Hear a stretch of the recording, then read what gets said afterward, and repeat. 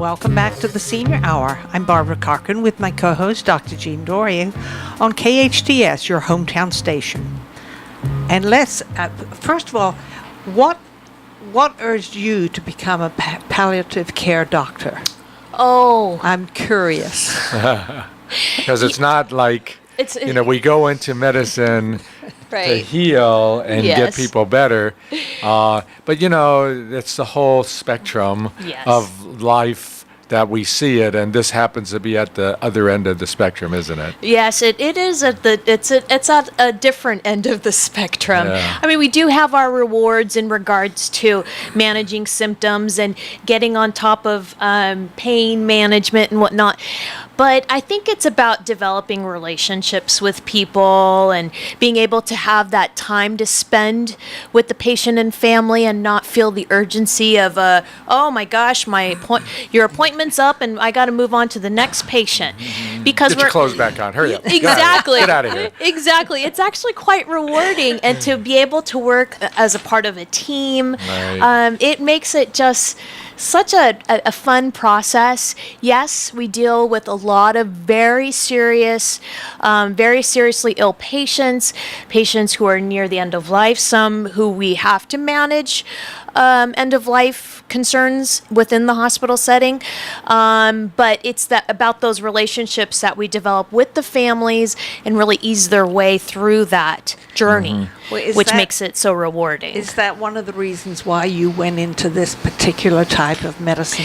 Yes, because I didn't find that as a hospitalist. I was an internist. I am an internist, and still can practice internal medicine, but my subspecialty is hospice and palliative medicine.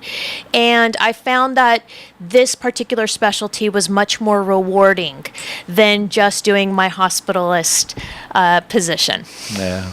And I can see why, because you are more involved with the patient on a longer period of time and can see, oh, he or she came in with this, and now it's getting a little bit worse, and now she has to go home, and they have to be monitored at home. So I can see why you would, because you get involved a little bit more. But on the other side of that, I would imagine it's sometimes heartbreaking. It is. Yeah. But I think when you have good recognition of the journey that's ahead, and that reassurance that this is about your patient and their family, and it's not me as the provider, but it's the patient and the family's journey, and I'm here to just ease their path. It even though that patient may pass away, and it's sad, it actually turns into be a good and rewarding process for us as the providers and for the families who are experiencing that loss, because we're able to impact and really kind of redefine what that loss looks like to them. And I think that's what makes it important. And I think for those who are listening, who are young and saying, oh, there are two doctors on the radio right now and they're talking about their careers and their profession. We deliver babies, we bring people into life, but the other side is that spectrum is that we also help them in that journey at the end. And I think as internists, the best part about it is we develop relationships with our patients. And I think I had a patient here who I had for 30 years, and she passed away at 104. But it was though a long term. She knew me, I knew the family, I knew everything about her, and she but when it was her time to go, she knew it was her time to go, and that was our discussion. And she felt comfort in knowing that her family was there. The community knew about her, and I was there with her. That's that sense of well-being, of being taken care of, was exactly what she wanted. And as a physician, I was able to take care of her through that part of her spectrum. Yeah, and that's a very intimate position that you're in with that patient and family members, and you can't get that level of intimacy with other specialties. Not at all. It takes either that primary care physician or the palliative or hospice physician's role to get in, if you will, with the patient and family to that level. Well, Jean, you are a gerontologist doctor, doctor of That's correct. gerontology. Did you choose that area because of the fact that you wanted to be more involved with your patients? Because you do make home calls, which is highly unusual. Yes. Well, you know, I as we come out of training, we're seeing the full gamut. You know, 17 or above, and until whatever, you know, 104. So we see the full gamut. But when I first came to Santa Clarita 30 years ago, one aspect of what I wanted to do was house calls, which I started even then. And you know, the difficult part about opening a practice, you know, I had to build an office out, which was on Peachland, and that took probably about 4 to 5 months before I could actually move in. But in that time, I started doing house calls, and that, you know, allowed me to see this aspect of medicine and see my patients in their home life. And, you know, I enjoyed that immensely, and to where I pretty much gravitated to where almost all my patients are seniors, and some of them aren't, because I take care of the bedridden patients who can't get to a doctor, and some of them are young. So, Right. you know, that's just a part of what I get to do, and there's pain management related to that. And, you know, most of those patients are on palliative care already. They know their medical treatment is going to be, you know, sometimes limited. You know, we will sometimes hospitalize them, see where they are, but there are others that, you know, they have problems related to their disease state that we can only go so far, and then, you know, sometimes complications arise, and, you know, we have to deal with that. And, you know, the task of caring for our older patients, I think that taking care of them in their home is going to be the wave of the future. The bad part is, I think that, you know, if you try to see a patient in 15 minutes, it ain't going to work, because, you know, traveling around Santa Clarita, you're going to get stuck in traffic. So, Yes. you know, if you're thinking, oh, I'm going to make a lot of money seeing a lot of patients, well, that's not going to happen. But if you want to have a Marcus Welby type practice like I have, you know, this is what you do. And for those students who are listening right now and contemplating a medical profession, but see those who are in it just running around and not feeling that they're getting the rewards of the sense of accomplishment, hey, you know, it's still there. Absolutely. It is still there for us, and, you know, I think both of us are happy in what we do for our patients, because, you know, we are giving them that end of life journey that, you know, we want them to have. The 104-year-old, you know, I was there for her, holding her hand, and you want, you know, that kind of relationship with your family and the people around you, and maybe even your doctor. And that Yeah. still is possible for you students who are thinking about it. Don't give up on the idealism that's really a truism out there right now. That's absolutely true. And I think that we're almost coming back to that because we have so many more homebound patients. I think that there's going to be a resurgence in providing more at home level care. Yeah. Well, I intend to have you know, my mobility, you know, it's not getting less, I don't think, but at some point it will. But I will have an autonomous van with a robot in it, and I will send it out to Tehachapi, and it'll go out there, and then once it's there, the camera will be on the robot with a stethoscope in the Yes. trawl there, and, you know, I'll use the joysticks and put the stethoscope, and I'll be able to listen at my end and be able to get all this history. Oh, it'll be great if I can get the robot to put an IV into my patient at home. I'm in good shape. Oh my goodness. Wouldn't that be amazing? Dr. Dorio, I hope that does not happen. I really do, because there you lose the comfort part of Yeah. being a home care doctor. You know, you Yeah. really do. Well, because the robot is a stick, and he's going to do, or it's going to do this, this, and this, and you're not there. Well, you're You're not you're there. you're Kinda not there. there. You're kind of there, but I just- I'll put glasses on my robot like I wear. You know, if you want me to wear a tie, I'll be happy to do that. You know, I have the stethoscope around the robot's neck. The robot will carry around some Gatorade. That's too good. funny. That's good. That is too funny. Too funny. So, but you know, the technology will change things certainly, and we accept that. But I don't want the care to change. You know, I want our patients, you know, and especially the seniors right now. The seniors who are the greatest generation, those who have, you know, fought for this country, and then the up and coming my era, the Vietnam veterans who have fought for this country. You know, I'm just not willing to allow bad health care make their journey and the end of their spectrum a problem and something that they end up fearing. For them, they shouldn't have to fear their life toward the end. They should enjoy it like they're supposed to.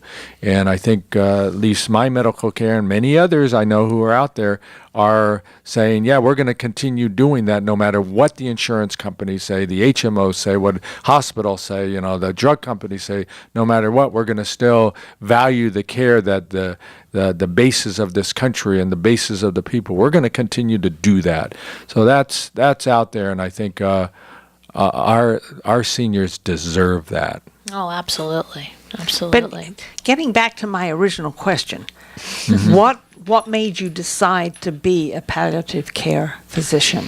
I think it's Something in your life may have occurred. Oh, well, if you were to ask my mom, she would say it's because I spent a lot of time with seniors in my life, grandparents and neighbors, and so it was really about that relationship that I had built with the people in my life. I think at one time I was considering geriatric practice, which would have really fallen in line with Would have.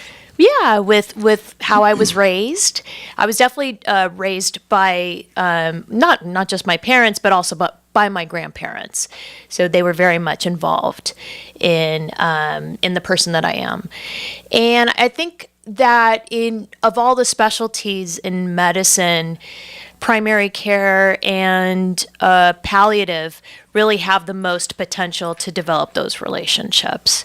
Unfortunately, in primary care, there's time constraints that really makes it more difficult to get to know their patients. Yes, yes. I mean, you there's no way you can learn what a patient is all about in 15 minutes. Right. I mean, even if You you just see them cannot. every 3 months, 15 minutes every 3 months is just not enough. No, it isn't. I agree with you completely, and that's one of my biggest gripes with the medical profession now.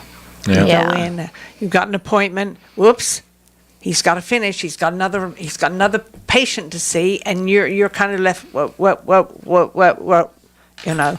Right. And it's almost where you're developing more of the relationship with the staff in the office That's very than true. you are with even the physician directly. Very true. Which is nice because they do have a wealth of resources and information to share and are definitely there to build that relationship. But the physician is key. It's key. And, our seniors, think highly of all physicians. This is the way they were brought up. So, we can understand that, they want to feel that they're respected, they've got their dignity, and they're treated well, and they have that relationship. And I think it's important. But, the palliative care and hospice care, they do a great job. But, there are horror stories out there right now that have become a problem. And when one or two people do bad things within that realm, the rest of what is being done by good people out there is it's skewed. It's Absolutely. Swept under the carpet. Yeah, and it makes everybody look bad, and that's Right. That's the difficult part. So, I was trying to think of, when people do, I'm advancing the question of palliative care and end of life care. I always want to make sure that the questions that the seniors might have related to that are answered. And sometimes, I will actually end up, advancing answers to those questions before before I keep moving in that topic. But I tell them what palliative and hospice care is, but their main question is, why should I go on it? As what is my treatment plan? Where is it going? And what other options do I have? Sure. And by the physician being able to spend the time to do that, can justify the direction that the physician is and the patient's life is going. And I think it's important that people understand that we're not going to all live forever, but toward the end, you certainly shouldn't have to suffer or be uncomfortable or have doubts. And the doctor's role and the palliative care team role is to help understand those questions. Absolutely. I think that it's a truly unique time in our lives to make experiences really worthwhile and make them. I was telling a patient this the other day who, he's been wallowing in the hospital. He's been in the hospital for a month getting chemotherapy. And I said, we don't know how much time you have left. I could go before you go, but we got to make each day count. And we got to make the best of every day you have. And I said, while you're here in the hospital, let's get you out of this room. Let's get you outside for a few minutes of fresh air. Whatever we can do to make that day special, let's do it. And I think that's the opportunity we really have, especially when we're dealing with serious illness, because in our health, we'll take advantage of it. We'll take it for granted and think, well, we've got lots of days to come. But once you're hit by a serious illness, things change. And so you have to reevaluate your life and reevaluate every day that you spend and make it as best as it can be. I had, not last year, but the year before, I had 5 patients who all were senior women, all were in their 90s, and it was obvious they were pooping out. Yes. And they each one of them, they all passed away at home. They were not in pain. They were not uncomfortable. They were not suffering, and their family was around them. Oh, and that's perfect. And that's, that is exactly what we do. Yep. That's lovely. Well, why don't we take a break on that note? I'm Barbara Cochran with my co-host, Dr. Jean Dorio, on KHTS, your hometown station. Welcome back to the Senior Hour. I'm Barbara Cochran with my co-host, Dr. Jean Dorio, on KHTS, your hometown station. And we've been talking with Dr. Marwha Kelhani, who is a palliative care doctor. And that covers an enormous spectrum. Yes. It I really mean, does. we even see patients who are trauma patients who have come to the hospital who are just devastated by their trauma, the accident that they had or the fall or you name it. Yeah. And so we're seeing patients in all spectrums.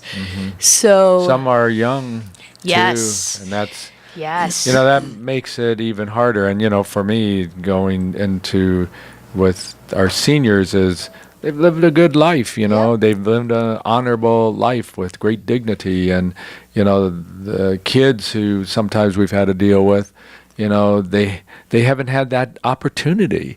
And you just feel bad, and they feel bad too. But here they are with something that we can't cure. And it's so hard. And, I remember doing my pediatrics rotation, and I did it in a NICU. And I would say, trauma was difficult. It was, trauma in the ER and, adrenaline going. But, to have children who are sick and see them ill, and sometimes they'd pass away. That was not my cup of tea. I just couldn't do neither. it. Me That, neither. to me, would be an emotional drain for me. So that kind of led the other spectrum for probably me both too. of us, Yeah. and that, we went, okay, let's do something that, we can handle emotionally as doctors, and, allow us to prosper in our careers. And I think both of us have done that, needless to say. So, I mean, I can see you, and in our discussions in the past, how you, enjoy what you do and feel the importance of it like I do. And, you can't, in medicine, there are things that I think people do out of, and I don't know why they get into certain specialties, but, some of them I cannot do because they just would not capture my interest at all. What I'm doing just enhances my life every day, and I know your life every day, to allow us to be not only good doctors, but better people. Yeah, I think the first time that I saw an operation was a C-section. Oh, And this is in medical school. And I got through the baby coming out part, and they went to, suture her up, and boy, did I get faint, and I passed out, and that was I the end of crashed that. into the anesthesiologist. I'm like, I am not for surgery. And mine was just the opposite. I went and did trauma and surgery, and I just loved it. Yeah. I just didn't know whether, when I saw a surgeon come in, and he was older, and he had a tremor, and he was shaking and trying to suture, and I thought that this was not good. And we helped the patient along so there wouldn't be any detrimental problems with that. But I thought to myself, what happens if, 30 years from now, I'm shaking like that? What am I going to do? And I like what I do because I cognate now. And, sometimes you have to use your hands, but, it's your brain that we're using, and your sympathy and Exactly. empathy that you're using. And, so I stayed in that for a little while. And when the opportunity came, and of course, the big event for me was I was in Detroit, and it was on Memorial Day. It snowed. Oh, my And goodness. people have for years said, wait a second, it doesn't snow this late. And of course, now we're getting snow and hail in the, here in the different parts of the United true. States. So, but that made me call UC Irvine up and say, hey, you got an open spot, and they did, and they accepted me over the phone, and that was Perfect. my change of life, coming back to California, but getting into a field that I thoroughly enjoy. Yeah. So, but the quest to become doctors just can't end with achieving your MD. You have to achieve and use your skills and your knowledge and your basic understanding of people to help you through that. And if you can find rewards in that, like we have, more power not only to us, but the people that we come in contact with. Yeah, absolutely. I mean, it's really about finding what makes you happy in life. And, That's right.